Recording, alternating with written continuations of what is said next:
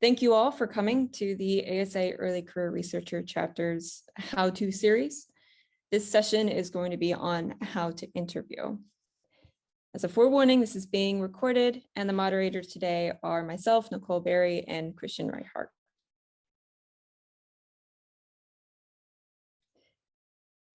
First, we will acknowledge country. So in the spirit of reconciliation, the ASA ECR chapter acknowledges the traditional custodians of country throughout Australia and their connections to land, sea, and community. We pay our respect to their elders, past and present, and extend that respect to all Aboriginal and Torres Strait Islanders peoples today. This is an ASA meeting, so it falls under the Code of Conduct. The ASA is committed to making ASA organized, sponsored, or supported meetings, events, publications inclusive, productive, and enjoyable for everyone, regardless of age, caring responsibilities, cultural diversity, disability, gender, ingenuity, sexual orientation, gender identity, physical appearance, or religion. So today we'll have two presentations. Then we'll go into an open Q&A where you can ask your questions via the chat or by raising your hand. And then we'll go into breakout sessions where we will practice some sample interview questions. So we'll start today with Matt Francis. Matt got his PhD in computational cosmology from the University of Sydney. Since then, he's worked as a postdoc, a space weather forecaster, a data science consultant, and a behavioral scientist. So Matt, if you will take it away. Sure, thanks for the intro. Let me, what do I want? This one, there we go. Alrighty, let's kick this off. So how to interview? And I guess there's two of us here today, and I guess my stated brief is to give you the industry perspective. I think it's probably fair to say that there's no such thing as the industry perspective. It's obviously very, very broad. Everything that's not academia is very broad, lots of different industries, lots of different types of jobs and roles that, people with, the background, that you would all have in sort of academia. Your skills are in high demand, particularly at the moment. So there's lots of sort of different places you might end up in. And so there's no universal rules, right? Different types of organizations, different types of industries, types of roles. So I can give you my perspective, and I'll endeavor to give the rationale behind any advice I can give, but definitely take it all with a grain of salt. Nothing is sort of gospel, nothing is hard rules. There's lots of diversity out there in what people are looking for. So I can only give you kind of my perspective, but to give some context about what that is, I mean, I won't go into detail in all of my sort of background. There's sort of a brief intro there, but broadly, I would describe what I do now, or more recently, as strategic data science. So data science that's working very closely with the business strategy, a lot of work with stakeholders in a business sense, more so than I have done deep technical work as well, but that's the kind of the space that I play in. And so therefore my advice will be colored by that's what it means to me. That's the kind of roles that I hire for, I sort of interview for, and so on. Okay, so but moving along, firstly, before we get into the interview, I wanted to actually sort of take a step back and just talk about a typical, industry standard interview process. One of the aspects of my background, I recently changed jobs, but prior to that, I worked for 4 years at a startup building an online employment marketplace. So I've got a fair bit of insight into how the hiring sort of process works, how HR tech plays into that. And this is pretty much if you're someone with an academic type background out of PhD, postdoc, and you're looking to move into industry, at that sort of level you'd be going at, this would pretty much be the process that you would likely go through. So the first step is some sort of CV or resume screening step. So applying for the job is pretty much that. There's no lengthy other essays or so on. Pretty much you're just uploading your CV. And that needs to speak for itself to get through. In order to get to what's called a phone screen, I'll go into detail on what that is. It's just sort of a brief 5 to 10 minute interview. But really what I'm going to talk about today is the hiring manager interview, which is the sort of the main one. There may be another interview after that, a final interview, which typically might more be a sort of a rubber stamp with like a more senior person, or maybe like someone from central HR doing like a culture check type interview. You may also need to do like skill testing, skill and knowledge testing, or psychometric testing as well. And that's interesting to note, because what that says is typically like a hiring manager interview, again, like in my sort of space, it's not a knowledge test. It's meeting you as a human, right? And you sort of approach it in that way. If there's a need to sort of test technical skills, typically that will be done through some other sort of third-party platform that's kind of used in hiring processes. Okay, so that's just to kind of give you an overview of what to expect in a sort of an industry hiring process. I know this is about interviews, not CVs, so I'll be very brief, but I did want to cover off a few key points, because you got to get to that interview first. And so if you're coming from an academic background, your academic style CV, if you're then trying to move into a kind of more of an industry role, is probably not fit for purpose. You're going to have to like start over. 2 pages, absolute max, ideally 1 page. Don't list all of your, papers and conferences and stuff like that. Just say in a sentence, I've written papers, meeting conferences. Like the fact you've got a PhD, if that's, your background is more than enough. It's all the other stuff you need to put in there. One thing that you may not have seen is a trick. If you're going through this process, what you're actually doing in the background, there's what's called an applicant tracking system, an ATS, that is tracking your progress throughout this funnel. And the first thing that happens when you apply with your resume, with your CV, is that it's parsed. A robot is reading that and putting that information into your profile.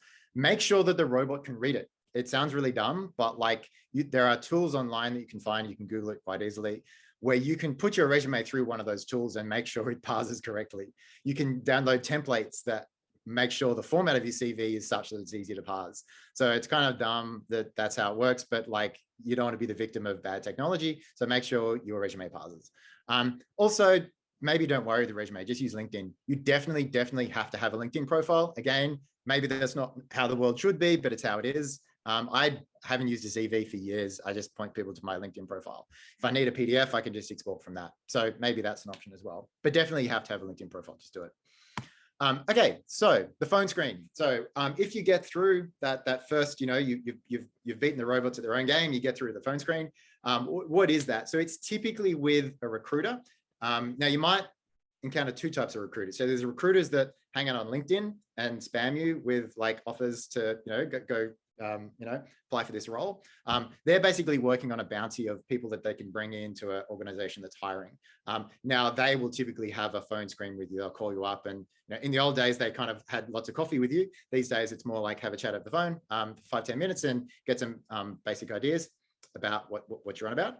But if you then get into the hiring process with the organization, you'll have a phone screen interview, probably with the internal recruiter. So that's someone whose job it is to service hiring managers in the business that have headcount to hire, budget to hire, and have open roles, and they're running the hiring process for them. And the hiring managers are their stakeholders. They're the people they want to keep happy. So they don't want to send people and spend an hour of a hiring manager's time or half an hour with an interview for someone who's like clearly not a good fit. So they're going to be checking for basic eligibility, like if there's a working rights sort of question for the particular role, understanding your notice period. They may start a discussion around salary. It can be a bit different where that sort of happens, but be prepared that they might ask some broad questions about salary expectations.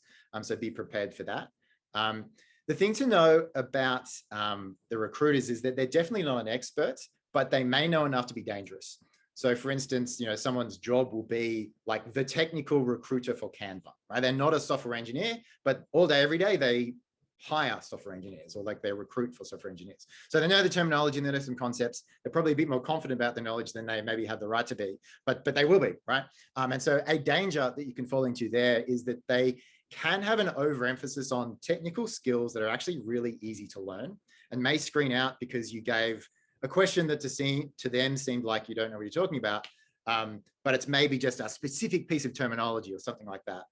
A common one, which I'll get to later as well, with an academic background, if you're doing research in astronomy, that kind of stuff, you may not have encountered databases very much, right? You might have worked with like CSV files and sort of flat files and data in some place, but not a typical SQL database, which is where you would find all your data in the industry. It might be common that's the case. And so they might ask some specific question about that. And to them, like the SQL is the basic thing that all the analysts do. And then the data scientists do the like fancy machine learning on top of that and so on. And like, well, if you don't know this, you couldn't possibly know that, right? And so like, don't fall for that trap. So just, I'm not saying lie, but like, don't be screened out because someone misinterpreted like a question that you could have Googled in 5 minutes rather than some deep technical knowledge that takes years to acquire. Okay, so that's pretty much the phone screen. So expect that to happen. It is a legitimate part of the process. People will be screened out at that step. So, you do need to make sure that you kind of like mentally prepared for that. Really what they're trying to screen people out rather than in, right? So like be a small target. As I say, don't lie, but like also don't be so honest or whatever about something that you're going to be sort of screened out in a way that's like helpful to no one. Okay, so the meat of it though is the hiring manager interview. And even like hiring managers may be a term that you're not familiar with, but you might sort of encounter in this process. So the hiring manager is the person in the business who has budget to hire, basically. They're the person who's controlling either a budget or an allocated headcount to hire, and they're wanting to hire to fulfill some need within their team. So it would be pretty common that that person would then be your supervisor in role, like be your manager in role, but not necessarily. They might be like your manager's manager, right? The person who has the budget for a broader team that they're hiring within and may not sort of supervise you day to day, but nonetheless, you certainly a person you would interact with a fair bit in role. So it's important for you that you like them and get along with them, but that like they are the key and the primary decision maker. And right, so the hiring manager interview is the important sort of moment in the hiring process. Okay, so what do you need to do before an interview? How should you prepare? So I think there's 3 broad areas. So first would be just to think, like get your thoughts in order. Rather, before you sort of go and like pre-prepare, like type out any, responses or in your head already, but just have a think, make sure you've questioned yourself, like, why is the role a good fit for you? In a broad, holistic sense, what is this, all of the aspects of you and all the aspects of the role that may or may not fit. Don't sell yourself short. As I say, people with the skills that everyone on this call will have are in hot demand at the moment. So don't sell yourself short. Don't sort of settle for the first role that you can find. Really make sure it is genuinely a good fit for you. So make sure you've thought about that. Why is it a good role for you? Then like, I think it is worth typically like pre-preparing some answers, but like not word for word. And I've got a slide in the detail of that. Also, there may be some study you might want to do like on some technical skills. And again, I'll get to some details of what that might look like. Okay, so on the sort of the person role fit, and that terminology comes from my 3.5 years working in the data science side of predicting person role fit. But like these are the kind of areas that you would want to think about, and like outside of preparing for an interview, these are questions you should be thinking about yourself anyway.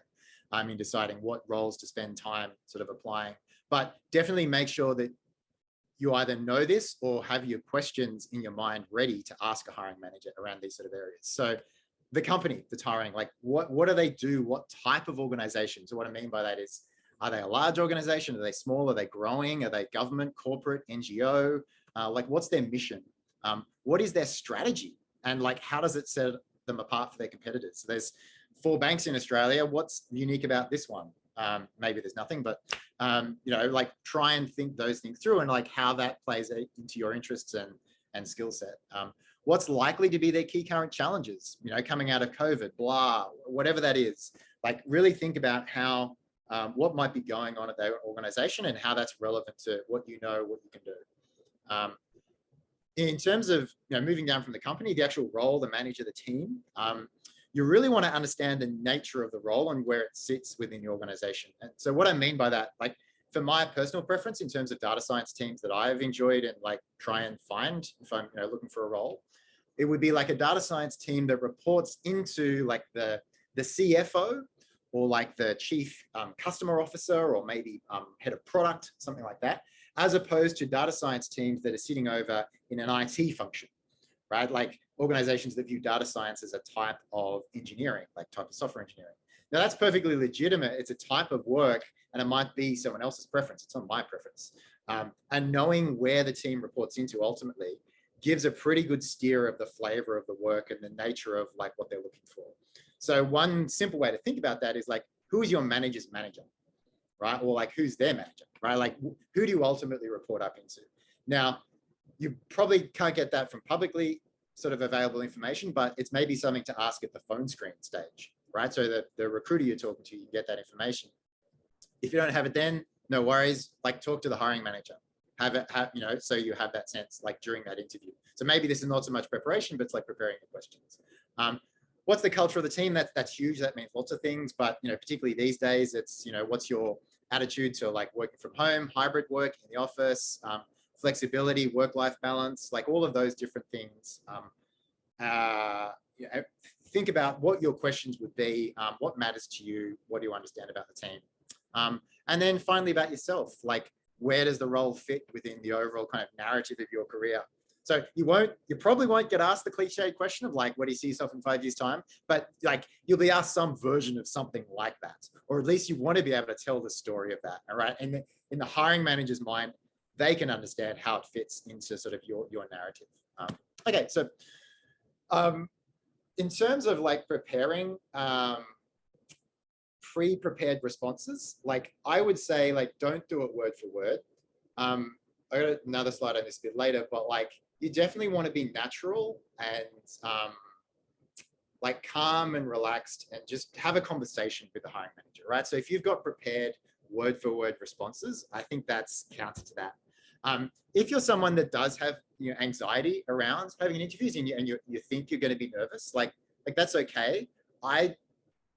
Personal preference, personal suggestion, your mileage may vary, but I don't think word for word responses will help with that anxiety. It'll make it worse because there'll be some, I'm off track now, I haven't got it perfect. Like this is not a grilling, this is meeting a human. You make human connection by having a back and forth conversation, right? If you've got some pre-prepared script, it's not going to work. But you do want to think about what is like the 2-3 key messages that you want to make sure you convey. Like think about them, like, and those are key messages about your capabilities, your traits that are going to make you a really great fit. What are your superpowers? Like what can you do that no one else can do? Make sure that you've covered them off in the interview. So, if you weren't prompted to say it, like say it at the end, like you'll have an opportunity to just make statements at the end, right? So like make sure you haven't left anything on the table, write them down on a notebook, cross them off once you've said them, and like make sure you cover that off. The other one at the top, so like your elevator pitch. I don't know if you've heard that phrase before. It's a bit wanky, but like it's kind of a useful kind of concept. But like, have pre-prepared your like 30 to 60 second description of yourself. They'll probably, the first question will be like, hey, introduce yourself. Maybe there's a few people on the panel. Maybe you've met one, not others, whatever. And, in general, it's good to have that. So like, just in the interest of like, sharing and collaboration, like I'll give you mine, right? To give you a sense of like what that can look like. So my personal elevator pitch at the start of an interview, I'd say, my background was in research in physics, cosmology. So I learned a lot of deep technical skills, software engineering skills, a lot of deep Bayesian statistics understanding. But also when I was in academia, I did a lot of work doing like public outreach talks, observatory nights, working with school kids. So I really enjoyed communicating science. And when I moved into industry, like I found a really natural kind of synergy between those two things, working in a consulting kind of space, working with senior executives, understanding what their problem is, and then how we could solve their problem with the technical solutions. And I've always enjoyed sitting in the middle of like the engineering teams, the data science teams, and then the customer or the product, and sort of sitting between and translating and working between those sort of different worlds. And I found that that's where I've been able to add value. So that's my elevator pitch. It's probably a bit long. I'm a bit of a waffler, as you might have kind of like gathered by now. But that's my pitch. It's worked for me in terms of like interviews and like when you meet people, might come across a little bit like arrogant, but you need to have that, right? And practice it and talk to people. And that's about the kind of length you're kind of looking for. The last thing on preparation is technical skills. So again, like SQL might be things like that, where again, you don't want to like be sort of ruled out in an interview because you haven't know the surface level things. So if something like SQL is mentioned in the job ad as a requirement, like my SQL skills are terrible. But I know databases, I know the concepts, I know what a left join is, an inner join. Like I know that the idea is I can do that stuff in other ways in Python and so on. But my SQL itself is pretty rubbish in terms of like just knowing the syntax. But I know that in 5 minutes on Stack Overflow, I can solve any SQL problem. Like it's never been an issue in role, right? But if you don't, if someone asks you a question and you give an honest answer, I've never used SQL, right? That might just rule you out from the gate. But like you can go on to like Code Academy, just Google it, like there's free courses, literally do like 1 hour on their like structured thing, learn the very, very basics. That is probably enough, because anything beyond that, now you know what to Google for and you'll be fine. But just do that surface level piece of any technical skill that's mentioned. But don't go away and spend weeks and weeks kind of studying that, but do hit the top level. All right, so during the interview itself, the basics just to nail, like be early, just be early, like be on, if it's online, which it likely will be at this stage, things are starting to go back to in-person a little more, but it's probably going to be online. Just be there when they log on, right? So log on 5 minutes early, just do it. Make sure you know what platform it is, like Zoom, Teams, Meet, whatever it is. Make sure it's installed, test it, make sure you can share screen. Sometimes you think it's okay, but then when you go to share screen, there's some permissions issue. Make sure your audio is kind of working, all that kind of stuff. You don't want to be mucking around with IT issues in the middle of an interview. After the interview, just send a follow-up email to your point of contact, who's probably the internal recruiter. Just have some honest reflections. Hey, I thought it was great. Thought this was good. You know, that was a real curveball, that question. Whoa, you know, whatever it was. Like, you know, again, sort of make that human connection. Make sure they know you're interested. You know, ask them about next steps. Right, in the interview itself, again, now this is very much in the kind of realm of like my opinions, what I think is what works for me, what I like to see if I'm interviewing people. So your mileage may vary in different industries, but I think it's best to just relax. And I know if you do have anxiety about interviews, saying just relax is probably the worst advice you can give, but like whatever works for you to just try and get out of any kind of like lecturer tutorial kind of voice or mode, and just think about you're just talking to someone who you might be working with soon, and just talk to them like you would talk to someone, you know, in a workplace. Conversational tone, a sort of a back and forth. Show humility and honesty.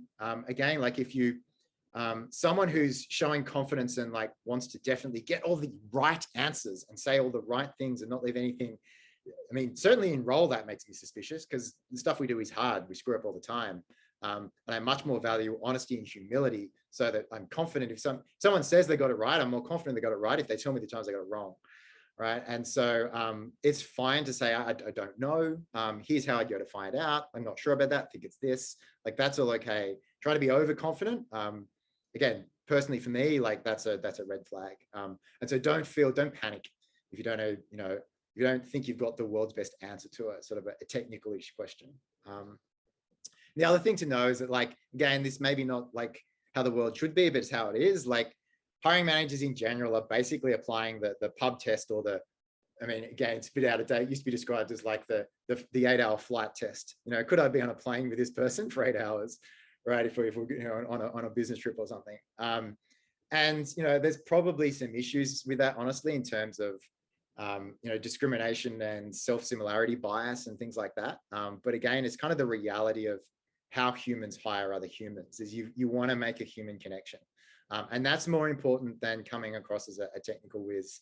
It's far more important. Like, no one wants to hire the one brilliant jerk in a team that destroys the whole team.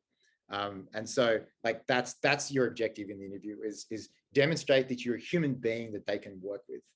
That's far more important than like pedantically being right in sort of to answer to some technical question. It's not the most important thing. Okay, I think I've actually covered much of this content previously, but like, so yeah, with your pre-prepared content, you know, have a notepad or whatever, or just mentally make sure you cover off like the key beats that the information you wanted to convey. The other one as well, again, it works for me. You will always be given the opportunity, or should, if the interviewer's read there, like Google, how do I interview someone sort of tips, they'll give you the opportunity at the end to ask, oh, do you have any questions for us? Like, don't wait for that. Like, I lead with questions. I will like answer a question with a question, like turn it into a back and forth conversation. So if you follow up a question with a hiring manager, oh, this is what I think, but I'm interested in why you asked that, or like, How does that work in your organization? Turn it into a conversation, and that will really engage the hiring manager, really show the hiring manager that you know what you're talking about, that you're really interested. Again, that you're human. You're not just responding to their questions and then waiting for your next question. Turn it into a conversation, get those questions in up front. So by the time that they get to the end, they're like, well, you've been asking questions the whole time. I don't need to ask you that piece. So that would be my advice about that. Okay, that looks like the end of my pre-prepared slides. Yeah, happy to answer any questions in the Q&A later.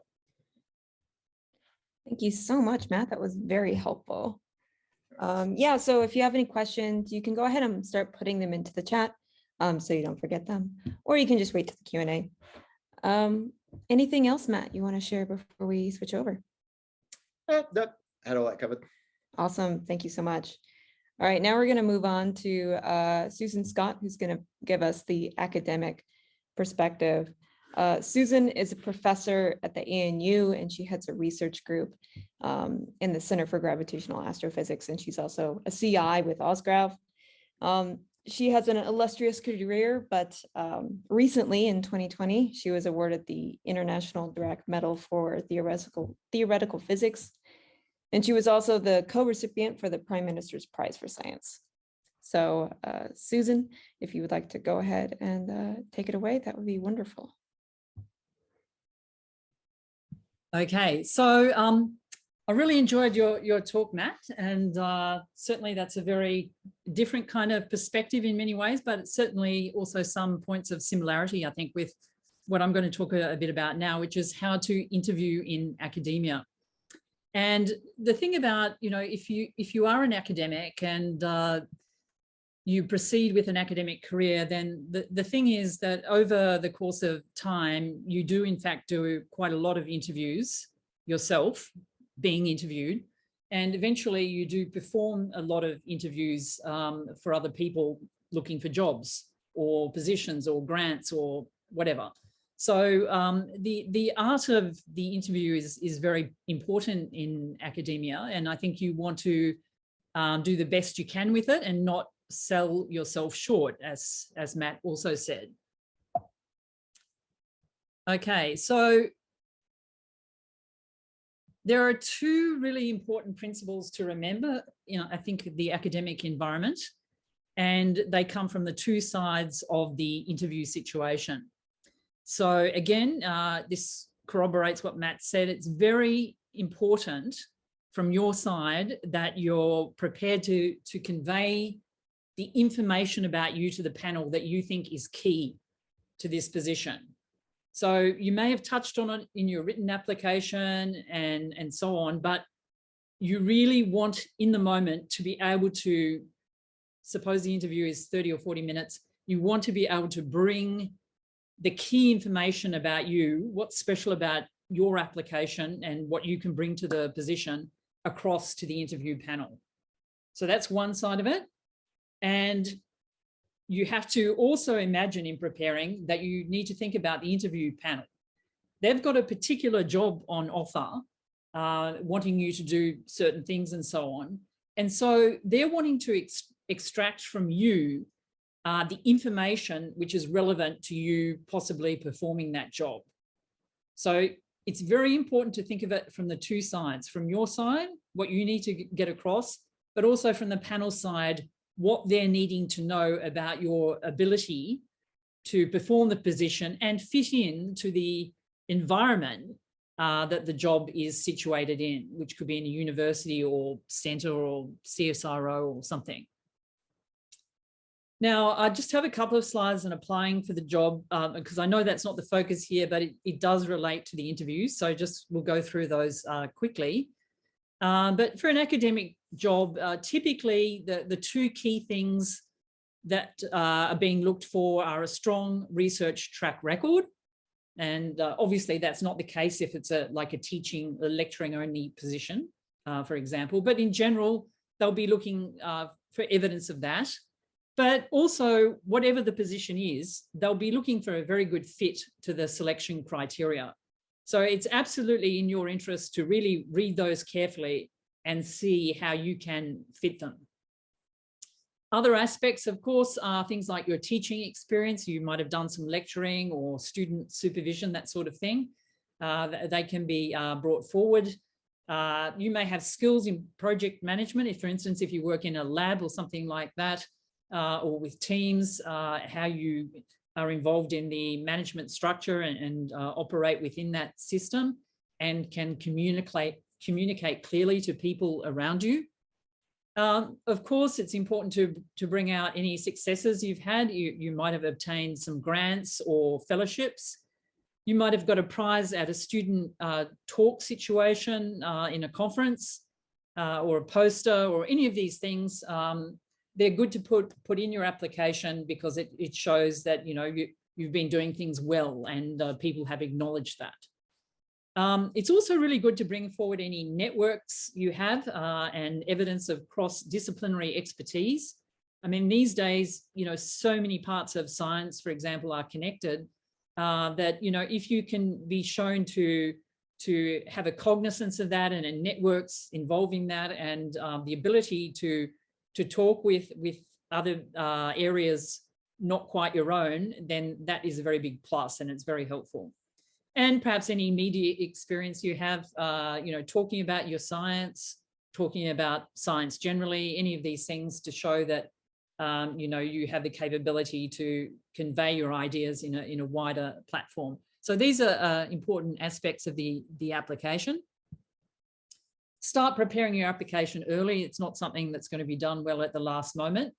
And I think it's very tempting in the academic situation where you realize you may have to apply for quite a lot of jobs to actually get one, to use a generic application. Well, that will be noticed by the selection panels. And therefore, it's very important to not just churn out the same basic application every time, really cater it for the position involved.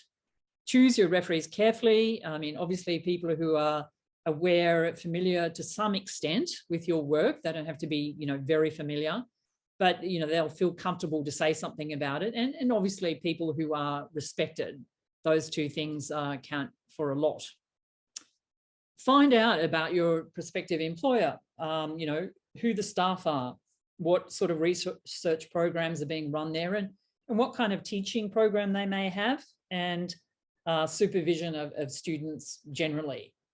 So these are good things to know before writing your application. Write a strong cover letter, bring out really the essence of why you want the job and even more importantly, why they should want you to have the job.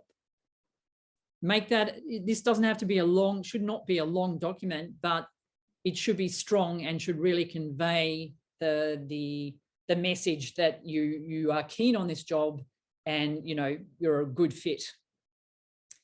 Do answer all the selection criteria, just 1 or 2 paragraphs for each, but make them count. The panel will be looking at how you fit these criteria because they've chosen them to really encompass the job they've got in mind that they want to hire for. So it's very important that you write to those criteria. Of course, include your publication list for academic jobs. Make it easy for people to look at it, categorize them, conference proceeding, journal, whatever, book chapter or something. Reverse chronological order is good so people can see what you've done most recently. And of course, in situations where you're with other collaborators, highlight your name so that it's really evident as you scan down the list. Tailor your research and teaching statements, present your highlights, of course, so far, any kind of new plans you have in mind of things that you could be researching, looking at, and also links to existing programs in this new employment environment that you're applying to, and also, other links that you may have, nationally and internationally. So these are all good things to bring out there. Some general things about the interview. First point, of course, is don't contact members of the panel before the interview. In some situations you may know some of them, but it really puts them in an awkward position, and it's just better all round if you keep it, completely separated. and that will be respected by the people on the panel who know you. Don't assume flexibility in interview dates and times. And I see this a lot. You know, it's very hard to get the interview panel together at one time and place and day at the best of times. And so, you know, that takes quite a lot of doing. So it's very important that, you know, you pull all stops out to make it to the suggested time. I mean, it may be that there's some critical thing that, of course, you can't change, but, you know, be prepared, you know, wherever possible to cancel other things so that you can accommodate their given date and time. Of course, if it's overseas, you're being interviewed for a postdoc or something overseas or a job, the interview could be very early or very late, and you also need to try to accommodate that for this particular circumstance. As we've touched on in the previous talk quite strongly, you know, obviously a phone or video interview is very common these days. So make sure you're in a quiet location. So, you know, not in a busy office space where lots of people are going through chatting, slamming doors and things like that. And good connectivity. I mean, I've done a number of interviews now with students who are, you know, quote, in their parents' place in Melbourne or somewhere, and, you know, they've got terrible internet connectivity. It doesn't create a good atmosphere for the interview. It makes it difficult. So, you know, try to find somewhere where you can actually get good connectivity. It's a good idea to also try to set aside some quiet time beforehand. Doesn't have to be hours and hours, but, you know, 20, 30 minutes where you can get your head around, you know, what you want to put forward and not have, you know, a lot of other things going on. So, you know, turn off your phone, you know, close down your email. You know, if you've got little kids or something, make sure they're well occupied doing something, and you know, just give yourself a quiet space for a little bit of time before the interview to get your head straight and be calm, and then for the interview itself. Now, think about what you're going to wear and the Zoom background, and as I said, other possible distractions. I mean, these are don't sound like big points. They're not things you want to be thinking about in the last 5 minutes, you know, like, oh yeah, what am I wearing? I didn't want to be wearing this, or I didn't want that Zoom background or something. You know, try to get all that sorted out beforehand so you don't really need to think much about it at the time. Preparing for the interview, of course, make sure you know the precise date, time, and place. And this sounds pretty like, you know, straightforward thing to think about, but, you know, we ran the Amuldi meeting remotely in July last year, and we had at least 2 chairs of parallel sessions and quite, you know, senior people based in America who actually, you know, they got the time right, but the wrong day. And, you know, it's really easy to do. So check all the conversion out carefully. It's good to find out how long the interview is going to last for, because, you know, on the day that will enable you to work out how long you need to speak to each question for, roughly. So try to find that out from them. Try to find out who the members of the panel will be, and, you know, on Google, whatever, try to do a little bit of research about them, because again, that may assist you in the interview situation. If you're using video, as I said, test your connection beforehand and check your background. Phone, make sure you've provided your number with country code, give a backup number if possible. And if you're doing it in person, which will increasingly happen again, I think, you know, make sure when you go in that you're comfortably seated. You're not going to overheat with 3 jackets on or something. You know, you just get yourself comfortable, ask for a glass of water or whatever if you think you would like it. So those are some key points about the preparation. Now, what to prepare? Look carefully at the selection criteria, as we mentioned before, and see how you've responded to those. And these are very likely topics that are going to come out in the questions from the interview panel on the day. So think about how you would speak to each criterion. Likely topics, of course, are your research activities, what sort of research you've done in the past, doing now, and your achievements. Your teaching accomplishments, if you have any. Your approach to equity and diversity. Be prepared. There will very likely be a question on that. and how you would connect to the new work environment. I mean, you know, one of the big things on everybody's mind when we're hiring is, how is this person going to fit in? Are they going to tear the place apart, or are they going to be an absolutely top person to have around? So think about how you're going to fit in to that possible environment, but also think about, you know, what your future plans are. If your job involves research, have an idea about that. I mean, we did an interview again not too long ago, and we asked that question of one of the candidates, and I mean, they just clearly hadn't thought about it, and so provided like one sentence or something, and it didn't create a good impression. You know, we all want our employees to have some future plans, to have ideas about what they're doing in research in the future. And so it's definitely important to think about that particular question. It's also a really good idea to read up on, say, the mission statements of the university or department or centre, etc., that the job is located in. Most of us have those. So, you know, a typical one question might be on, you know, how do you think your activities and research will contribute to the mission statement of our department, for example. So do read it carefully and think about how you could fit in. If they've got a teaching program and the job involves some teaching, see what they're offering in terms of the teaching program and think about how you might contribute to that particular teaching program. As I said before, if possible, do a little bit of research on the interview panel members. I find that makes a big difference because it may enable you in the course of the interview to actually make points of connection with them. And obviously, if you knew nothing about them before, then you can't do that. It's closed off that possibilities. But if you know a little bit about them, that can be a nice thing to make those points of connection as you go along.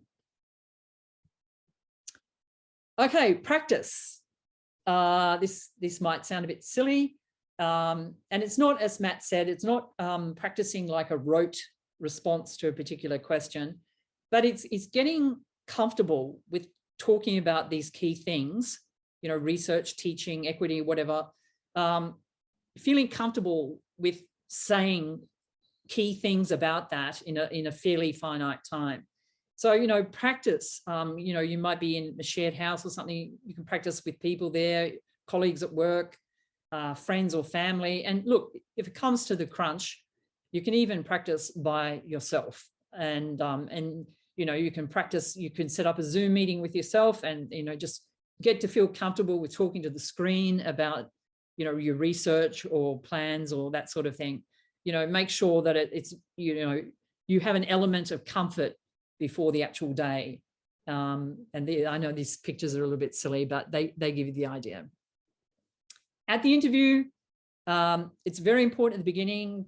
They'll probably tell you this, we certainly do, but ask how many questions there are going to be if they don't, because, you know, you might know that your interview is going to be 40 minutes.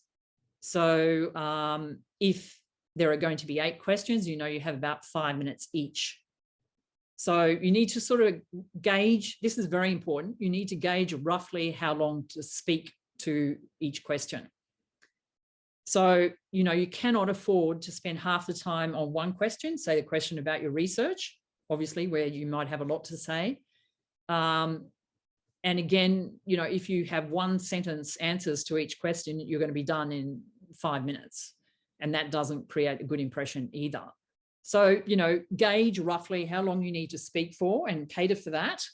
Obviously, some questions you might speak a little more for, like the research one, and others a little bit less, but have an idea in your mind, you know, roughly how much you need to say.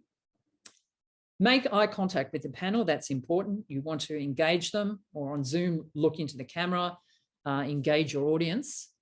It's very important to listen to all the questions carefully. You know, think about the situation where writing an exam for students to sit a written exam. So many times a student answers a different question to what is asked. And, you know, I heard somebody say at the start once of the 3-hour exam, you know, read the question, and then read the bloody question again. And I mean, that is, again, the essence of it. You need to listen very carefully to the question and answer the question that they've asked. And if you don't get it on the first time round because you're feeling a little bit flustered or something, please ask them again to repeat it. They certainly won't mind. I mean, bear in mind that in general, the interview panel wants the people being interviewed to do well. They're not there to set up booby traps and trip people over and make them feel really bad in the process. They're really wanting people to shine and to do their best, and to create an environment where that will happen. So if you don't get the question first time round, ask for it to be repeated. It's very important to speak calmly and clearly. You don't want to be racing through in a garbled way, 50 words per second. You don't want to be speaking at a snail's pace and saying every second word. Just speak calmly and clearly, as Matt said, like you're having a conversation. Try to be as natural as possible about it, but don't make it hard for the panel to understand what you're saying, if possible. Be very positive, of course, truthful, and enthusiastic, and aim to make a good impression. I mean, the panel is looking for someone who they want to work in their environment. So, obviously they're keen to see people who are enthusiastic about the job and upbeat about it, and looks like they could be a good fit. So yeah, it's the bottom line about at the interview. Make it clear that you want the job and why. At the end of the interview, have a few questions prepared for the panel, and they should be something like related to the nature of the job or the department or organization. I mean, it's okay to ask when you might hear back, but it should not be your first question, and it shouldn't be the only question. Try to have something a bit deeper and a bit more insightful at that stage. And just a note that it's not appropriate to be asked in the interview questions about your age or health or marital status or children or things like that. It's okay to be engaged with some of these questions, if you receive an offer, but not at the interview stage. So just, politely deflect them and say, I'll be happy to engage with some of those questions if I'm, fortunate to receive an offer. Okay, well, let's suppose we have the happy situation where you have an offer. Here is some brief advice about that. Reply straight away to the offer, not necessarily to accept, but to thank them for giving you this offer. But do then give the decision very careful consideration. Find out when you need to get back to them by. And if they say tomorrow, obviously you might need to ask for an extension to have more time to really think about it carefully and see if it's the right fit for you. Advise them if you happen to have competing offers, which sometimes happens in academia. And if that's the case, then you can be discussing with them if there are any aspects about the situation or job that concern you. If you feel like you still don't know enough about the whole situation with the job, you could ask to have an opportunity to make a visit to the place and to gain more information in that way. And as I said earlier, at this stage, you might introduce personal issues. For instance, if you've got a partner and you want to inquire about jobs for your partner, or you might be interested in leave entitlements, or if you've got young children or childcare or schools or even part-time work. This would be the right time to introduce those personal issues. It's also the time to negotiate about the conditions of your offer and employment. Things like your salary, the time when you start the position, what associated travel funds there may be, visas that may be involved. You might negotiate a startup package that could include funding for a postdoc for 2 years or something like that. And also, of course, what teaching duties are involved. Are you going to have to spend 24/7 every day of the year teaching? I mean, you want to know what the conditions are associated with that. And bearing in mind that, if you decide that, it's just not going to work for you, or you have a better offer at the time that you want to take that, it is okay to decline an offer. But it's also good to ask for a meeting first and explain your point of view, what's going on to some extent. Finally, good luck. Obviously, it's not all about luck. It is about also, as we've gone through, good planning. Good planning for the job application and the interview will go a long way towards getting the job, but you still do need a little bit of luck here and there. The good thing to remind yourself is that if you don't get the job, if you've made a strong application and a great interview, then it can definitely lead to other opportunities. And I've seen this so many times. I've been on a panel, somebody's got the job, but we really thought this other candidate was great. And, there's been ways to work out something to hire that person, or, in a different part of the organization, or with, we talk to other colleagues in other places, in other universities, nationally and internationally, and we can talk about, mention, oh, this is a great person on the job market, and so on. And it's not unusual for it to lead to other opportunities. So definitely, don't be disheartened. If you've got a great application and a great interview, that goes a long way. And finally, I just want to point out that I've based quite a bit of this talk on excellent resources from the previous Centre of Excellence, Castro, the Astronomy Centre for Excellence for All Sky Astrophysics. And if you look at those two PDFs, you will find a lot of information about the whole academic applying for job situation, which I think you will find very helpful. So thank you. Thank you so much, Susan. I'll get those links from you later, and I'll post them in the next email that we send out, so people don't have to try to find those links. All right, so let's go ahead and go into our Q&A session. You're welcome to just type in questions into the chat, or raise your hand, or speak aloud. This is a very informal atmosphere. I'll start with a question from Vahid. A question for Matt. What is the best way to negotiate about salary in the final interview, if you get to the final interview? Yeah, it's a good question. And again, there's probably no hard and fast answers, but I would say typically the salary negotiations aren't with the hiring manager. So again, one of the services that the HR person, the internal recruiter, is offering to their hiring manager is to not have to do that, right? Because no one likes having to have that conversation.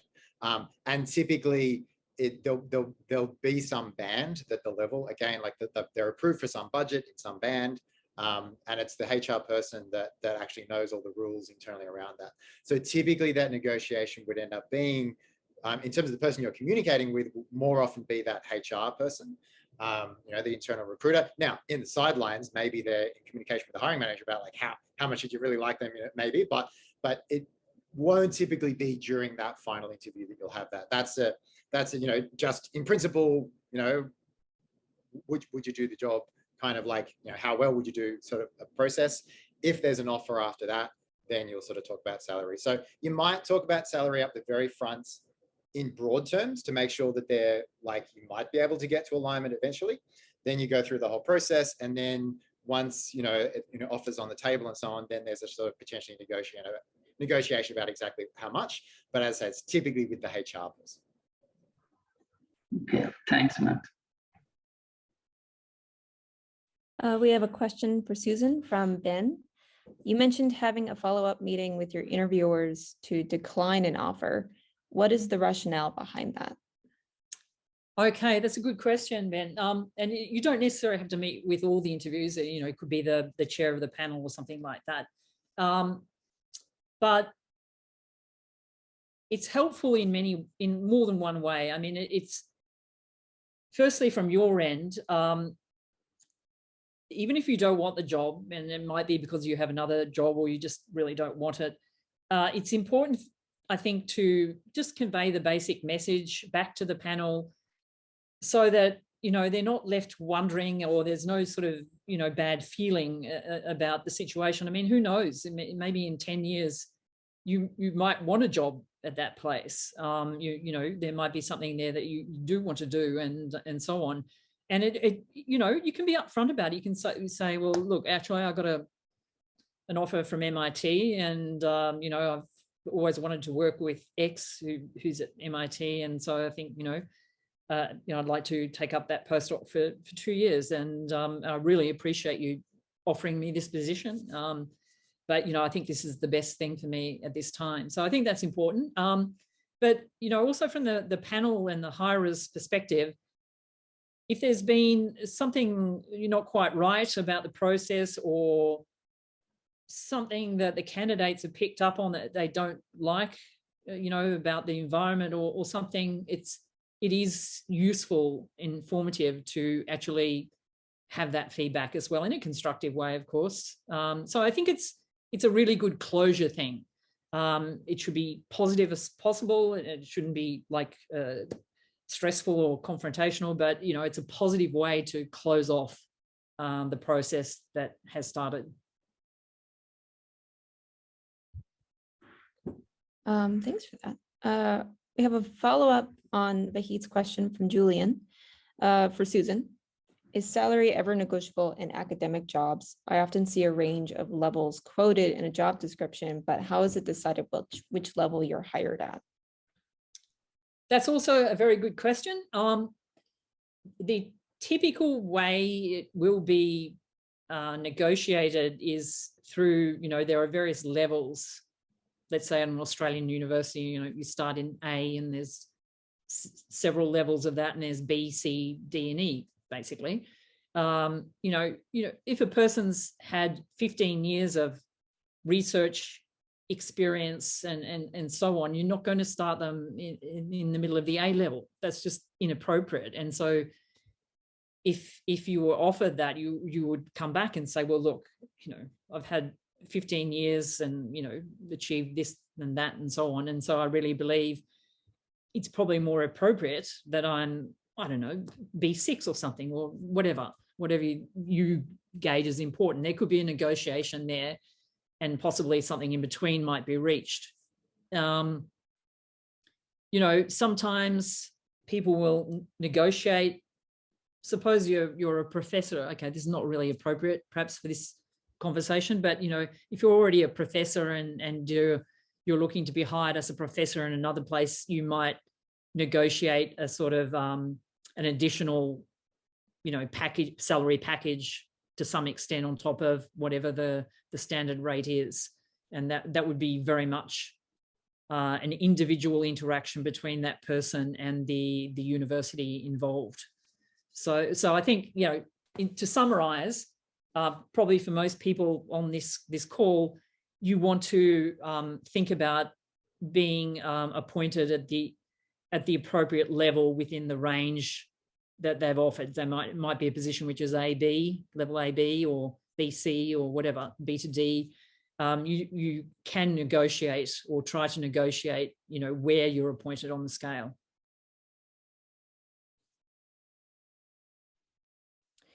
All right, Vahid, would you like to ask your question? Yes, thanks, Matt and Susan, first for the presentation. It was really helpful. I have a question for Susan about the cover letter. I just want to know, you said you should have a strong cover letter. What I want to know is it really the first things that people look at for inviting person for interview? And the second one about cover letter, how should be introduction of this cover letter? It should be a brief introduction about your academic career, or have more details about what you did in the last years and in previous years in your study? Thank you. Yeah, it's a good question, because it's not immediately obvious what should go in a cover letter. In answer to the first part of your question, is it the first thing we read? Well, it may not be the first thing, but it will definitely be read. You know, CVs will look a little bit alike, certainly in structure and so on. And then the selection criteria ask for very specific things. So in a way, the cover letter is a chance to bring out, as you also hope to do in an interview, other special kind of aspects about yourself and how you would be a great fit for the job in that cover letter. You know, that is a place to emphasize it, because it will really stand out to the selection panel when they're, you know, initially looking at the written applications. So again, don't make it too long. You don't want a very really long cover letter covering everything you've got in your CV. You just want to highlight a few things that might be special about you and this job and why you're a great fit for it. Okay, thanks. I have a question for Matt. You've done a lot of different roles. So I assume you've had a lot of different interviews. I was just wondering if there was any great differences between these different roles and their interviews, or has the interview process always been somewhat the same, or like the formality versus the casualness, has it always been the same, or can you expect different things from different sectors? Yes, good, great question. And I think, yeah, in general, yes, you can expect quite different things. And it's honestly like it's your first good initial insight into what the organization's like and to what, you know, the hiring manager is like. You know, if they take a very formal approach to the interviews and it feels like a very formal kind of like panel kind of thing, then, you know, take that as a reflection of something about that company, about that person and team. If it's very casual, you know, coffee catch up kind of vibe to the interview, then, you know, that already gives you, you know, some sort of insight. So I'd say typically things are more homogenous the larger the organization is. And so once organizations are larger and, you know, hiring becomes more centrally organized, then then the professionals take over, right? And then there's a professional network of internal recruiters and they all do things in a roughly similar way. So if you're going for a job at a corporate or like a mid-sized sort of like enterprise, then it will probably typically look like the way I've described. If you're going more of a startup or a smaller kind of organization, then, you know, kind of all bets are off. And I've worked at sort of the range of those. Definitely more of the sort of the startup kind of, you know, 10 to 50 kind of sized place. It's more typically you're probably talking to the founder or someone who's like quite foundational, that they don't yet have an HR team. They're probably pretty disorganized. The process could be anything. They're probably making it up as they go. And so, yeah, you kind of need to roll with the punches there. But as I say, like it really like, do definitely, you know, the adage of like you're interviewing them as much as they're interviewing you, like it is definitely true. And so like approach it in that way, and it's an exploration. Thanks. Any last minute questions for Matt or Susan?